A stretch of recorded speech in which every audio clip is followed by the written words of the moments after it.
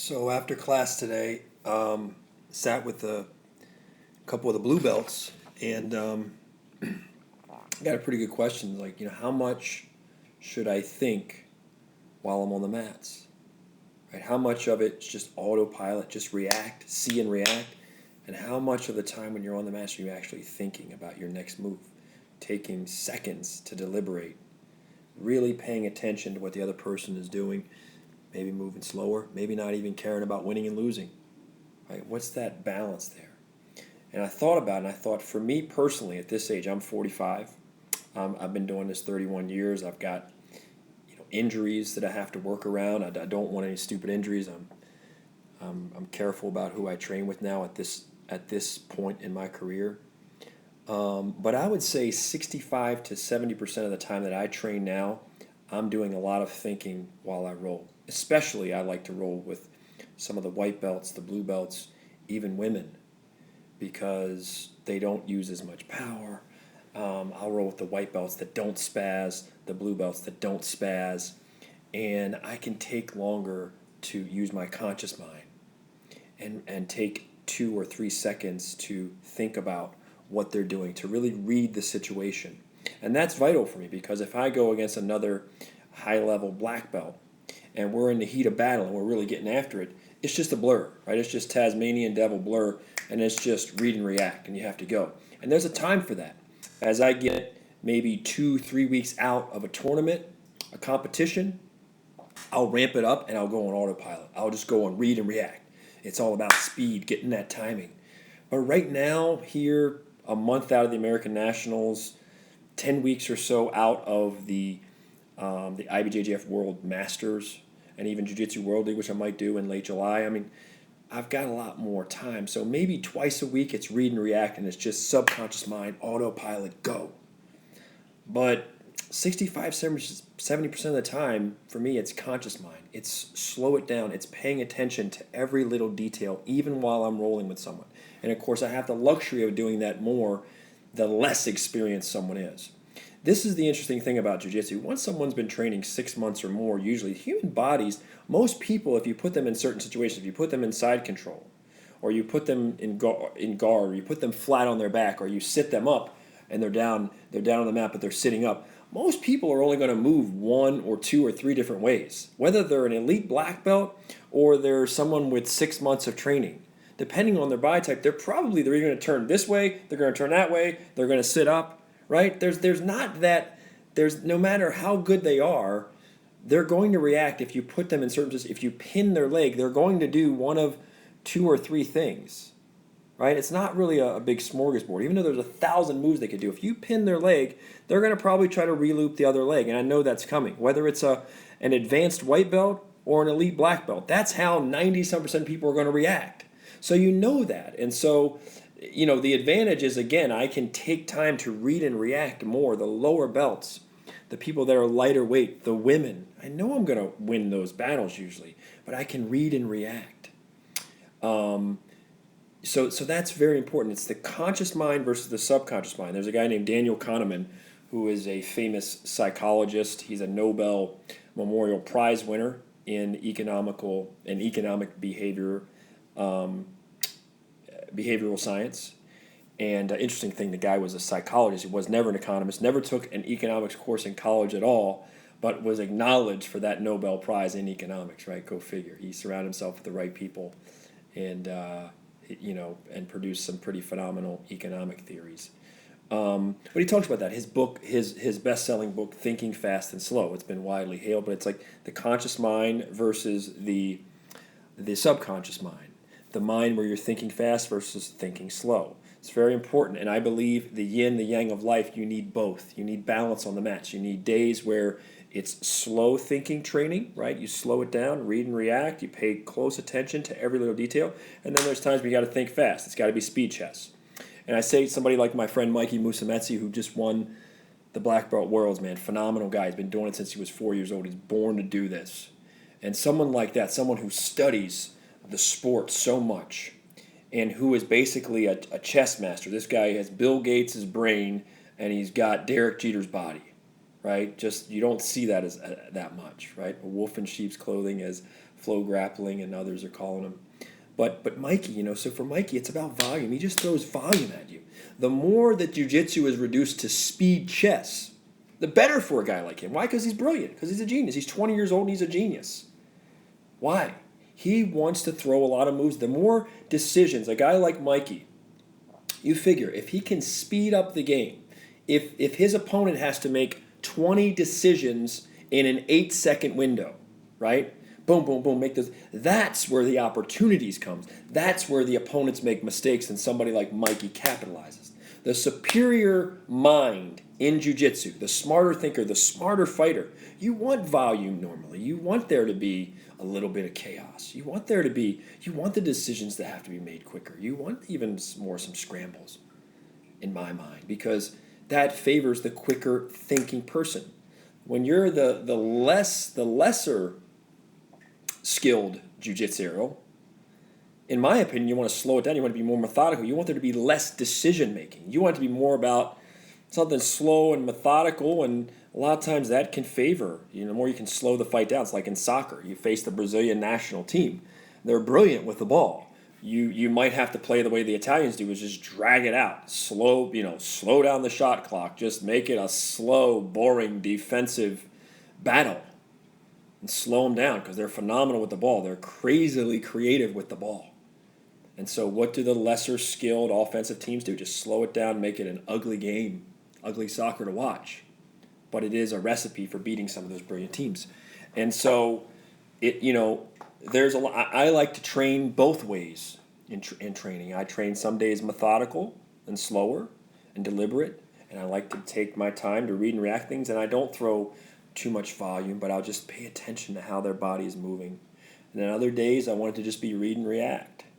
And volume, volume, volume. And the superior mind in jiu-jitsu should be able to make those decisions quicker and capitalize. So, one of the big things that I talk about with the younger jiu-jitsu players is some of the best advice you can get, and I know that I hear him saying it, I've seen on Facebook, some of the Gracie Jiu-Jitsu in Austin, Texas, where I did some seminars a few years back, and, they have a phenomenal teacher there, a Hoyler Gracie black belt, Paulo Coelho, and I hear out of some of his students who I did go down there and do a few seminars with, I hear, trust your jiu-jitsu, and that's great advice. Because that's what a lot of people are lacking, especially they do all this training, they train 5, 6, 7, 10 times a week, and then they get to a tournament and they shut down and they close their game off. And they don't really trust their jiu-jitsu. They don't, and what's lacking there is confidence. It's faith in themselves. It's faith in the whole smorgasbord, the whole war chest of moves you have.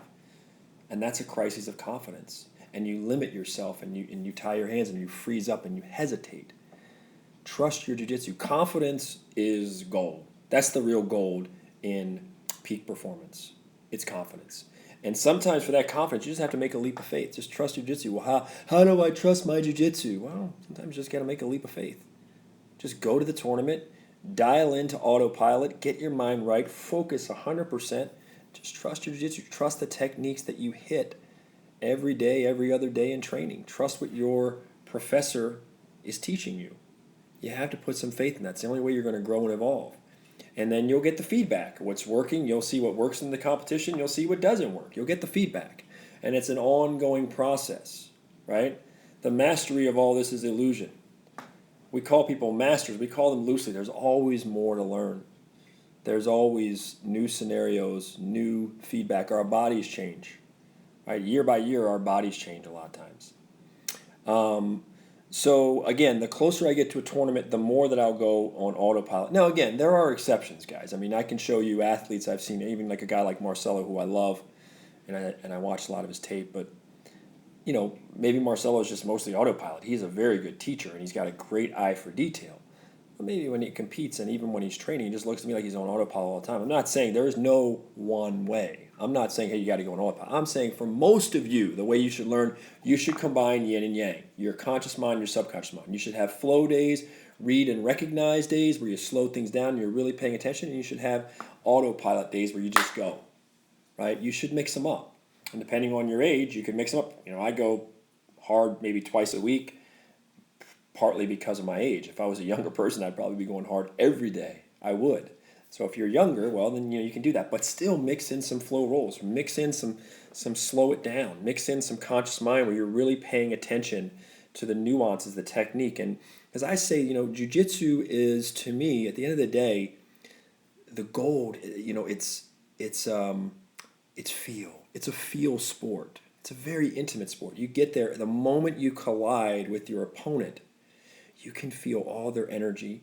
You can feel all their fears. You can feel all their tension. This is body expression, right? What our spirit and our minds feel, our body is merely expressing. So you run into people that are just so tense and so, gorillaed out, and they're afraid. They're not as confident. So they put more confidence in what? They're not as confident in their decision making.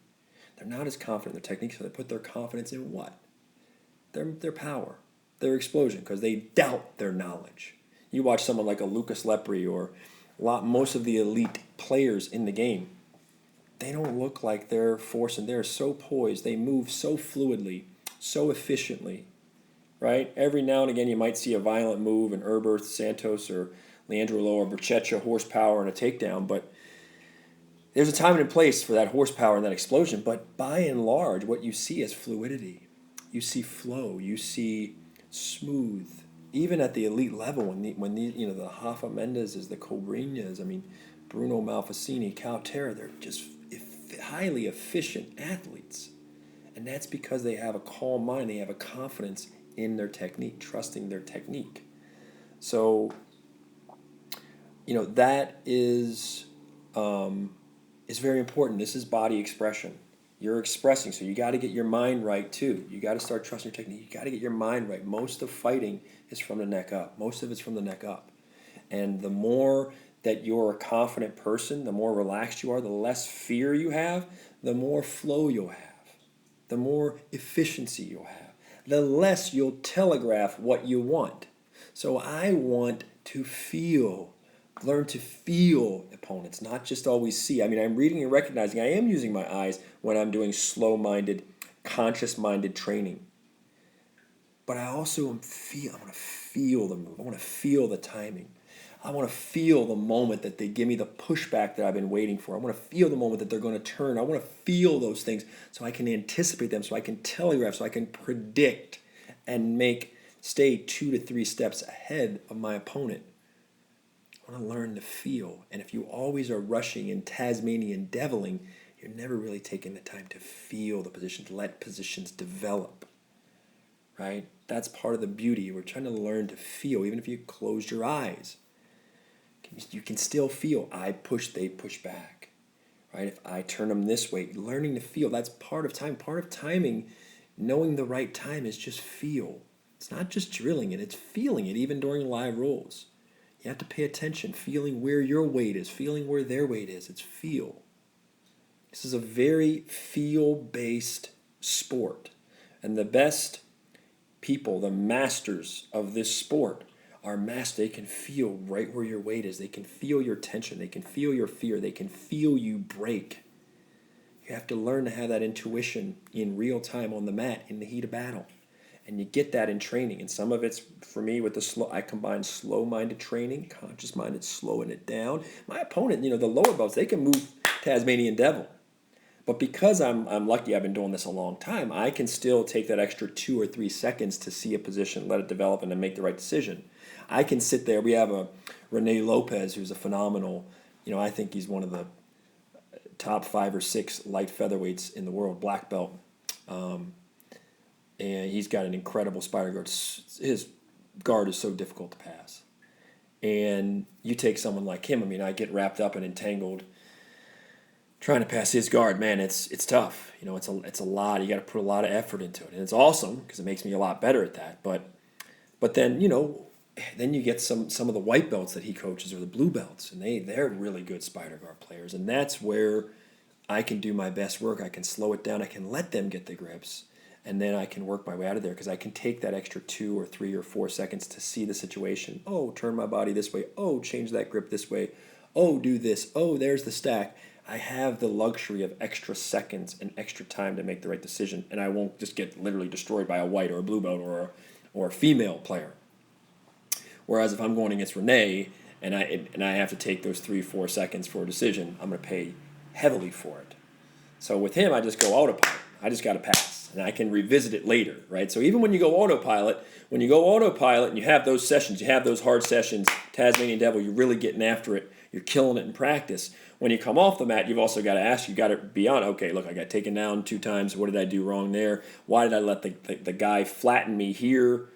You know, my grip was really bad here. I didn't get a grip here. My load, I was not loading properly, whatever. You have to constantly evaluate that. You still have to put some thought to what went wrong, because during the autopilot sessions, we do a lot wrong. And the autopilot sessions are valuable because they tell you usually when your opponent is scoring points against you, it's because you have bad habits.